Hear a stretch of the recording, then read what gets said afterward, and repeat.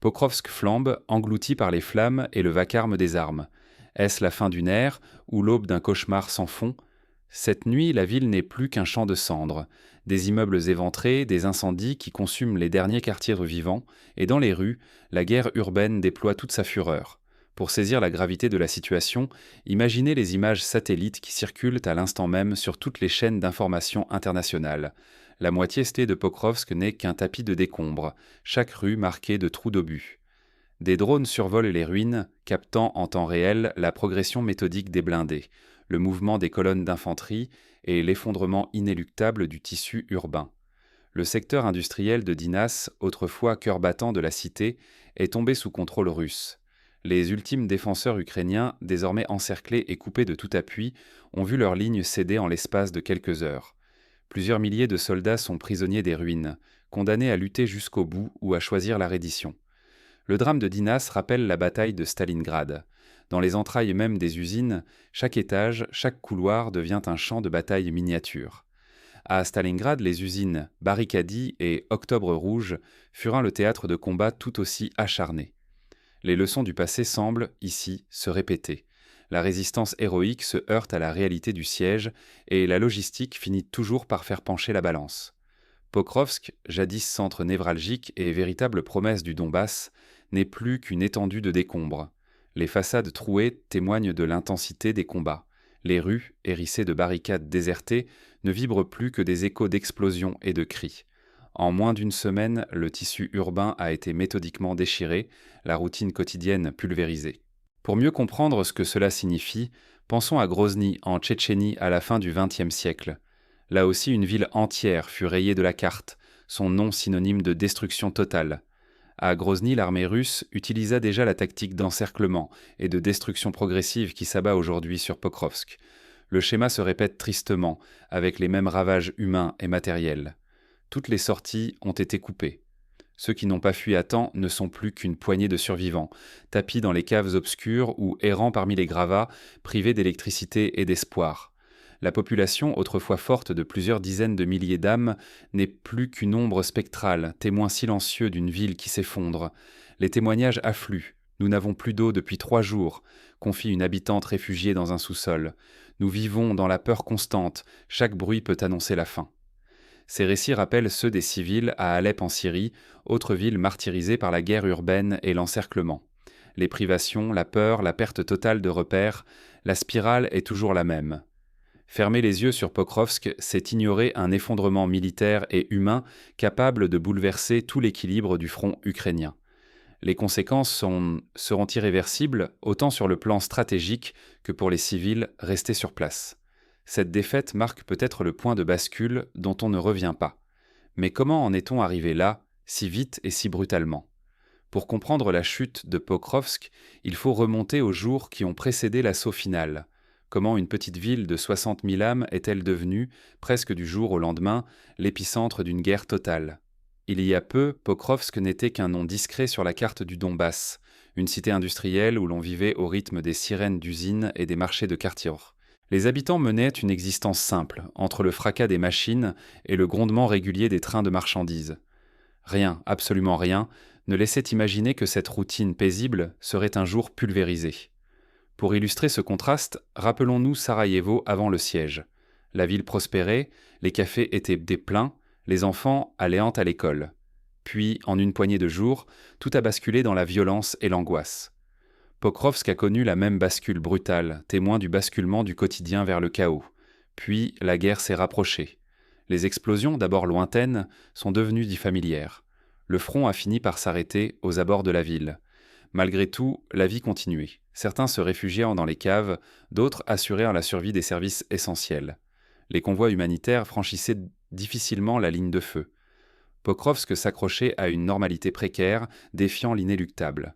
À titre d'exemple, la Croix-Rouge rapportait que les évacuations médicales prenaient désormais plus de 24 heures, chaque trajet devenant un risque mortel. Les enfants, eux, jouaient dans les abris, leurs dessins sur les murs racontant l'histoire d'une ville assiégée. Ce sont ces petites scènes qui révèlent l'ampleur du drame humain. Tout a basculé il y a environ 3 mois. L'offensive russe s'est soudain accélérée, engloutissant un à un les villages alentours. Avdiivka, Selidovo, Gorniak, tous sont tombés sous la pression, réduisant chaque semaine l'espace vital de Pokrovsk. Les routes devenaient le plus dangereuses, les issues se fermaient. L'étau russe se resserrait, implacable. Un scénario similaire fut observé lors de la bataille de Debaltsev en 2015. Là aussi, l'encerclement progressif a privé les Ukrainiens de toute possibilité de repli, les forçant à une retraite désordonnée sous le feu. L'histoire semble se répéter, avec une efficacité tactique redoutable. Face à cette menace, le commandement ukrainien a pris une décision capitale: défendre Pokrovsk coûte que coûte. Les meilleures unités ont été envoyées: troupes d'élite, appui d'artillerie lourde, batteries anti-aériennes. La ville s'est hérissée de fortifications, multipliant les lignes de défense, les champs de mines, les bastions dans chaque quartier. Jadis ouverte, Pokrovsk s'est transformée sur le papier en citadelle invincible. Mais pourquoi autant d'efforts pour cette ville? La réponse est limpide. Pokrovsk était le dernier grand carrefour logistique avant Dnipropetrovsk. Tant que la ville tenait, toute la chaîne d'approvisionnement du front ukrainien survivait. Sa chute signifierait la rupture totale des lignes de ravitaillement, l'isolement des soldats retranchés et la porte grande ouverte à une avancée russe vers l'ouest du Donbass. Le sort de la région entière, et sans doute de la défense ukrainienne tout entière, dépendait de la résistance de Pokrovsk. Perdre cette place, c'était risquer l'effondrement du front, avec des conséquences militaires et politiques impossibles à mesurer.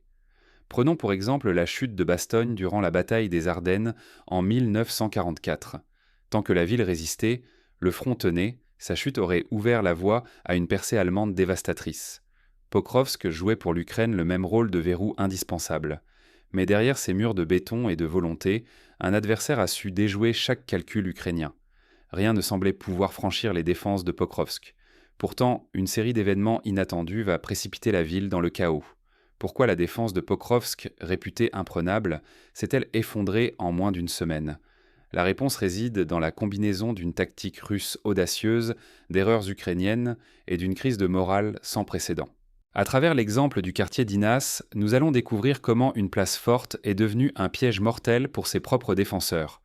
Au lieu de lancer l'assaut frontal attendu, les forces russes ont favorisé l'infiltration et l'encerclement progressif. Ils n'ont pas cherché à écraser la défense ukrainienne, mais à la contourner, à l'user et à la refermer sur elle-même. Cette approche, qualifiée de révolutionnaire par de nombreux analystes occidentaux, a été appliquée autour de Pokrovsk avec une redoutable précision. Pour illustrer, rappelons la prise de Mossoul en Irak en 2016. Les forces irakiennes et leurs alliés ont utilisé des encerclements et des infiltrations pour isoler les quartiers plus tenus par Daesh, les privant peu à peu de ressources et de soutien extérieur. À Pokrovsk, la tactique est identique, mais cette fois au profit des assaillants russes. Le quartier d'Inas, situé à l'est de la ville, était la clé de voûte de la défense ukrainienne. Composé d'anciens complexes industriels transformés en forteresses, Dinas concentrait les meilleures unités du pays. L'ordre était clair: tenir coûte que coûte, car la chute de Dinas entraînerait la dislocation de l'ensemble du front. Mais les Russes ont évité le piège du combat direct. Pendant qu'une partie de leurs troupes fixait le front, d'autres petits groupes progressaient dans les ruines, avançant lentement, coupant méthodiquement chaque voie de repli. Lorsqu'enfin les défenseurs ont compris le danger, il était déjà trop tard.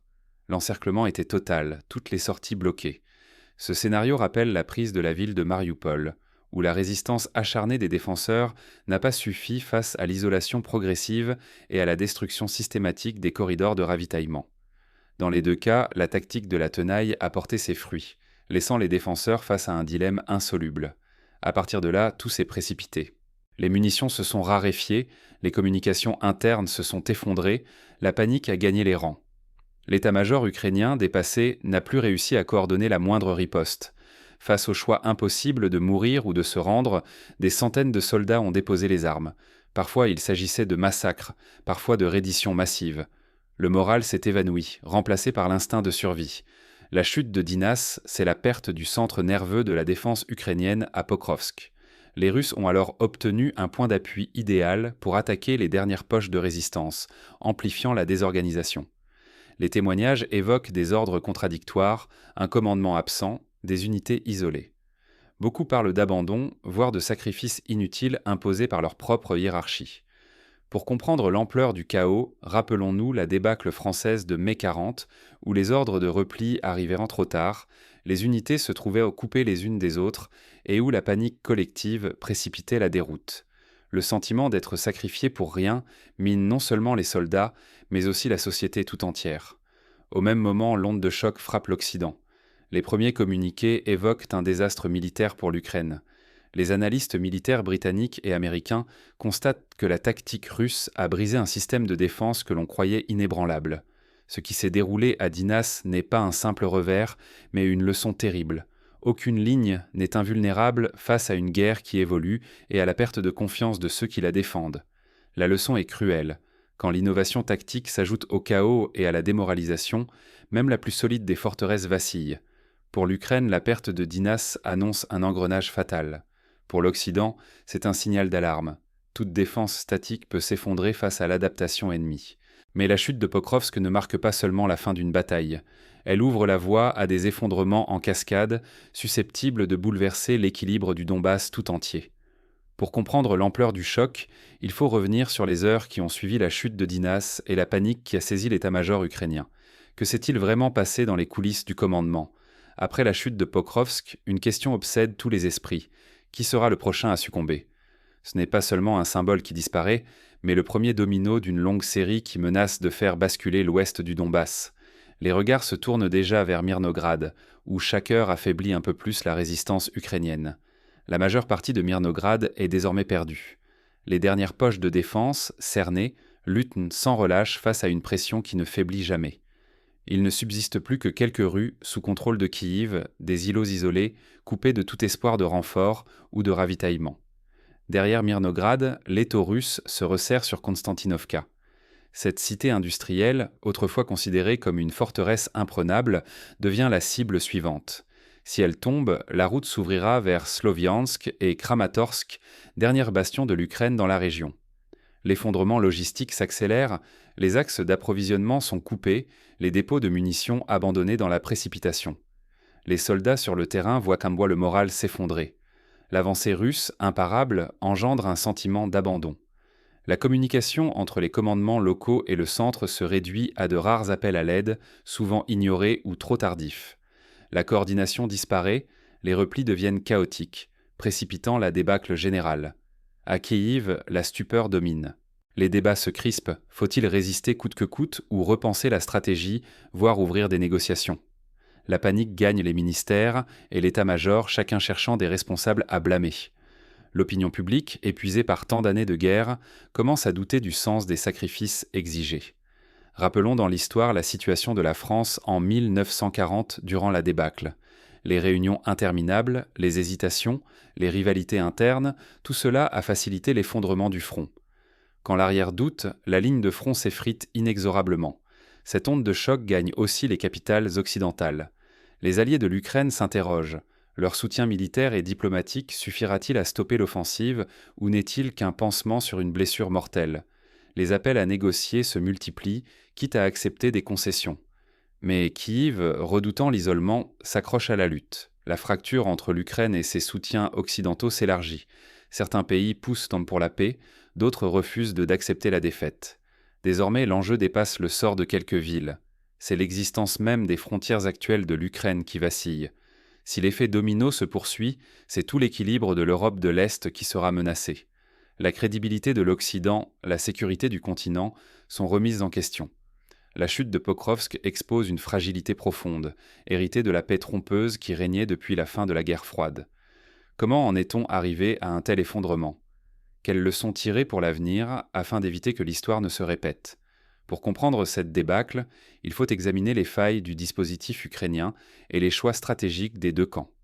Derrière la déroute militaire, un enchaînement de causes profondes se dessine. Pokrovsk est tombé. Mais une question brûle les lèvres. Qui porte la responsabilité et que reste-t-il à préserver ? L'heure n'est plus à l'aveuglement. Pour éviter que le désastre ne se répète, il faut disséquer sans concession les causes de cet effondrement. Première évidence, l'illusion d'un commandement ukrainien infaillible. Trop longtemps, les chefs ont cru possible de défendre Pokrovsk à tout prix. Mais en s'accrochant à chaque rue, sans stratégie globale, ils ont ignoré l'évolution rapide de l'offensive adverse. Ils ont sous-estimé l'agilité tactique de l'ennemi. Le résultat a été implacable. Les défenseurs se sont retrouvés encerclés, épuisés, privés d'appui et sans espoir de retraite. Le manque de flexibilité du commandement rappelle la débâcle de Singapour en 1942. Les Britanniques, certains de leur position imprenable, n'ont pas perçu l'habileté japonaise à contourner les lignes. L'histoire, encore une fois, ne pardonne pas l'orgueil tactique. La logistique s'est, elle aussi, effondrée. Les routes vitales ont été coupées en moins de 2 mois, laissant des unités sans munitions ni soins. Désorganisation, anticipation défaillante, communication brouillée, chaque faille a été exploitée. L'ennemi a adapté son rythme, frappant là où la défense était la plus fragile. Face à cette rigidité, les forces adverses ont opté pour la souplesse. Elles ont refusé le choc frontal inutile. Au lieu de s'épuiser contre les fortifications, elles ont contourné, infiltré, isolé.